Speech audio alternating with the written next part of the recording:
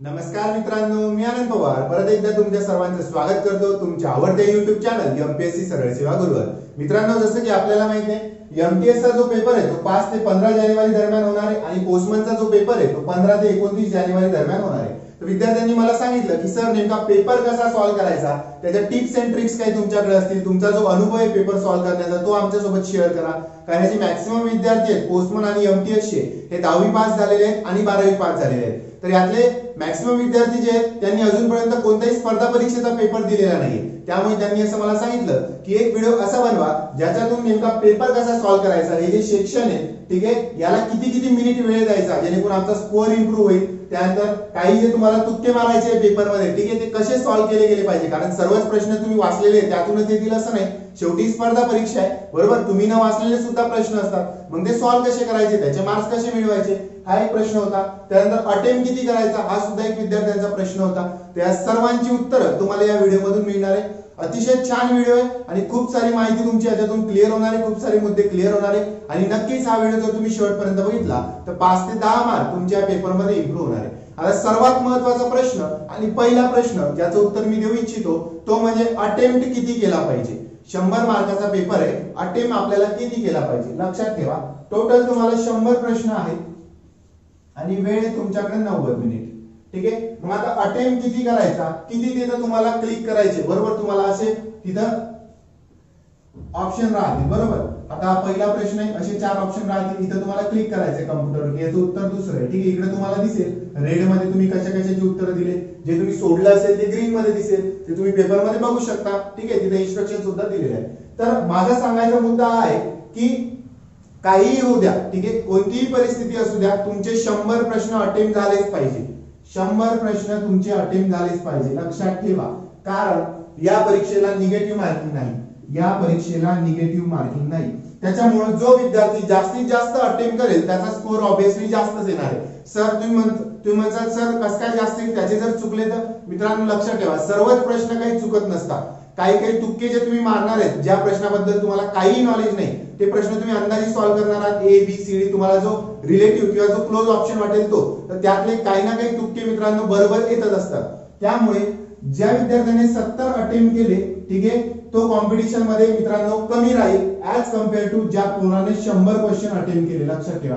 कारण राहिलेले 30 एक्स्ट्रा जे यांनी अटेम्प्ट केले त्यातले ऑब्वियसली 8 ते 10 प्रश्न त्याच्या लक नुसार कधी 5 येतील तर कधी 12 सुद्धा त्याच्या बरोबर येऊ शकतात।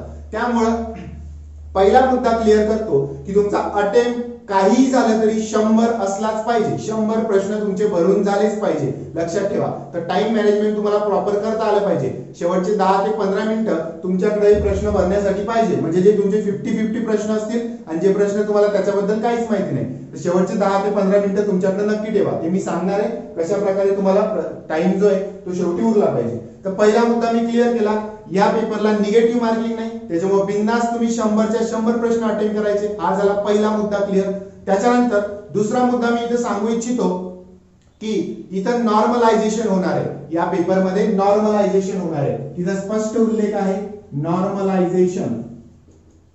आता हे नॉर्मलायझेशन म्हणजे काय, तर तुम्ही बघा तुमचा जो एमटीएस चा पेपर आहे तो 5 ते 15 जानेवारी दरम्यान आहे बरोबर, 3 शिफ्ट मध्ये रोज पेपर असणार आहे ठीक आहे। तर पेपर चालेल बघा 11 दिवस, किती दिवस पेपर चालेल 11 दिवस। आता मला सांगा 11 दिवस पेपर चालेल, 3 शिफ्ट मध्ये पेपर आहे, तर टोटल पेपर किती झाले 11 गुणिले 3 म्हणजे एमटीएस चे जवळपास टोटल 33 पेपर होणार आहे। आता मला सांगा प्रत्येक शिफ्टचा पेपर वेगळा, प्रत्येक शिफ्टचा पेपर वेगळा, पहिल्या दिवशी 3 शिफ्ट राहील 5 जानेवारीला बरोबर, त्याचे 3 पेपर वेगवेगळे असतील। मग तुम्ही म्हणसाल सर एखाद्याला अवघड पेपर येईल, एखाद्याला सोपा पेपर येईल, एखाद्याला मीडियम पेपर येईल, आणि नेहमी घडतं परीक्षांमध्ये आपल्याला माहितीये 33 पेपर जर काढायचे असतील तर सर्व पेपर सेम लेवलचे कधीच निघत नाही, कमी जास्त होतात, पण त्याच्यासाठी इथं आणलेलं आहे नॉर्मलायझेशन लक्षात घ्या।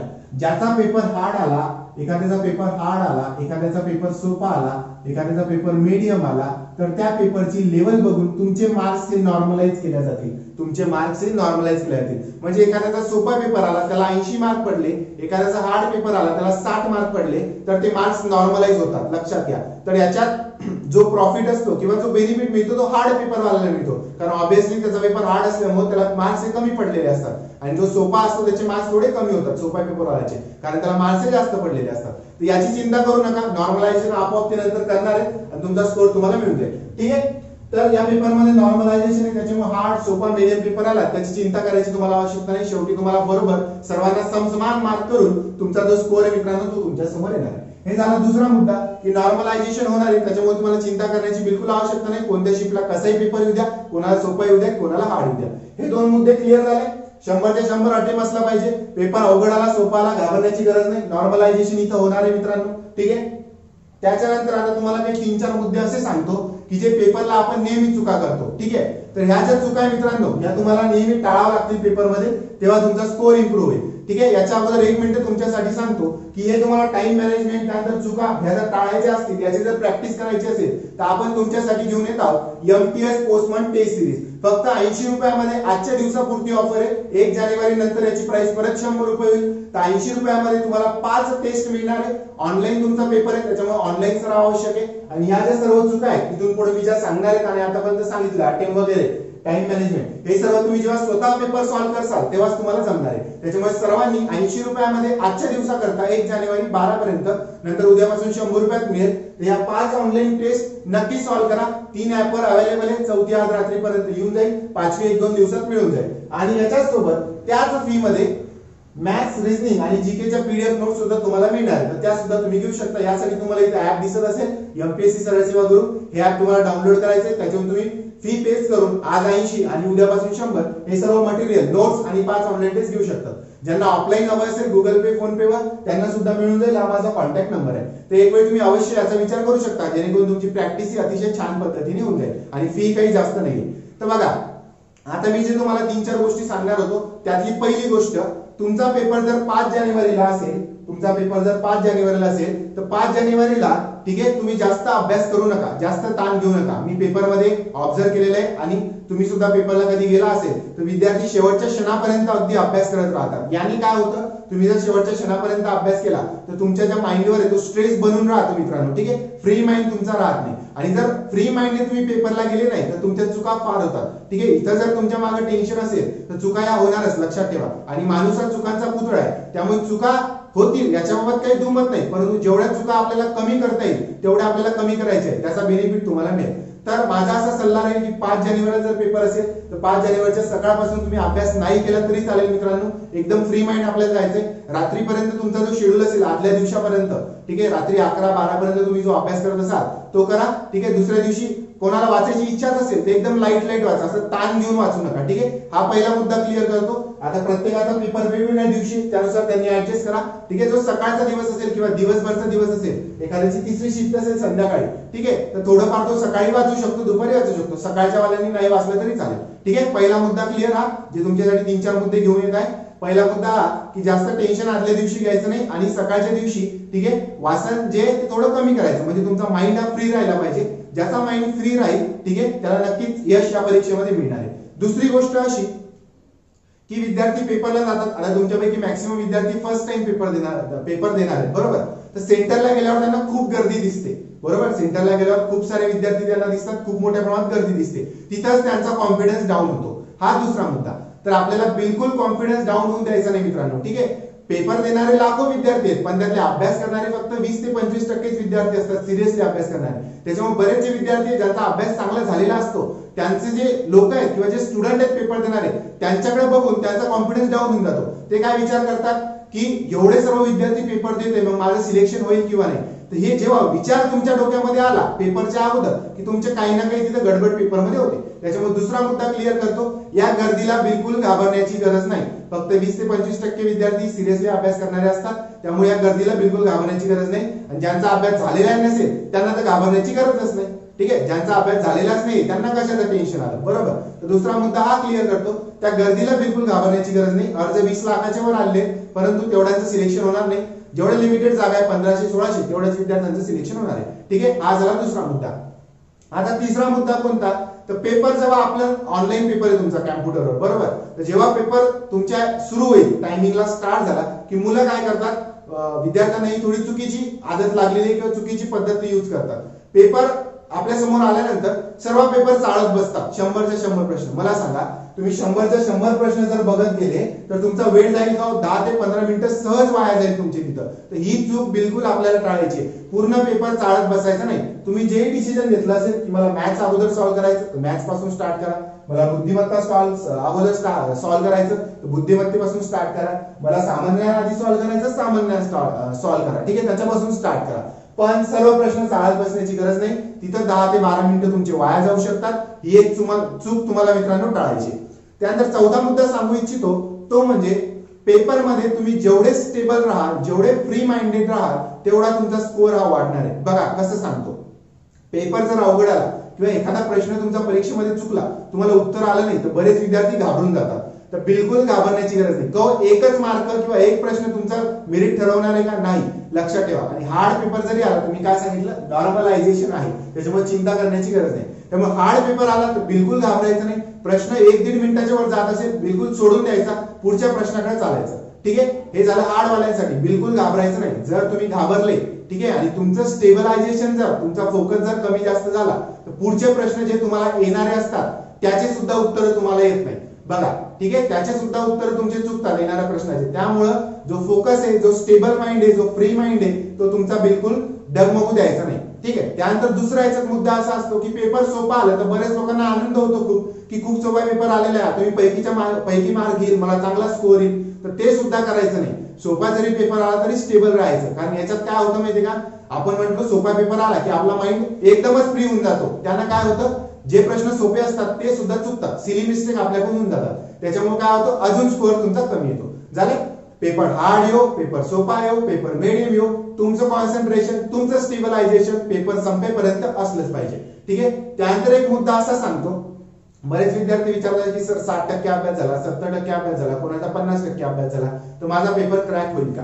पहिलेच सांगतो मित्रांनो, इथं काही नाहीये. ठीक आहे, 60% झाला, 90% झाला तर तुमचा पेपर क्रॅक होईल का? 90% वाल्याचाच पेपर क्रॅक होईल आणि 60% वाल्याचा पेपर क्रॅक होईल असं कुठे लिहून ठेवलंय का? होणार नाही असं कुठे लिहून ठेवलंय का? नाही. 90% वाल्याचं एखाद्याच नाही होऊ शकत आणि 60% वाल्याचं एखाद्याच होऊ शकतो. मग हे डिपेंड कशावर करतं? तर डिपेंड करतं मित्रांनो, हे जे तुमचे 90 मिनिटं आहेत, बरोबर, हे जे तुमचे 90 मिनिटं आहेत, या 90 मिनिटांमध्ये तुम्ही काय करता, काय परफॉर्मन्स देता, अगोदर किती अभ्यास केला, काय केलं, याचं कोणीही बघणार नाही. या 90 मिनिटांमध्ये तुम्ही काय परफॉर्मन्स दिला, तुम्ही किती मार्क आणले, त्याच्यावरच तुमची नोकरी मित्रांनो आहे. आणि पहिल्या पेपरमध्ये आपल्याला मॅक्सिमम स्कोअर आणायचा आहे. लक्षात घ्या, मॅक्सिमम स्कोअर आपल्याला मित्रांनो आणायचा आहे. कट ऑफ हे हाय जाऊ शकतात, तुम्हाला घाबरण्याचं काही कारण नाही, परंतु कॉम्पिटिशन जास्त आहे. जे मुद्दा आहे किंवा जी रिअलिटी मी तुम्हाला सांगत आहे. ठीक आहे, तर हे टाइम मॅनेजमेंट तुमचं बरोबर झालं पाहिजे. त्यानंतर मी जो मुद्दा तुम्हाला सांगत होतो की बिलकुल तुम्हाला घाबरण्याची गरज नाहीये. ओके. त्यानंतर एवढं सर्व तुमचं झालं की हा पेपर तुमचा झाल्यानंतर तुम्ही जेव्हा घरी असाल, ठीक आहे, पुढच्या पेपरसाठी आता बेनिफिशियल काय मुद्दा असणार आहे ते मी तुम्हाला सांगतो.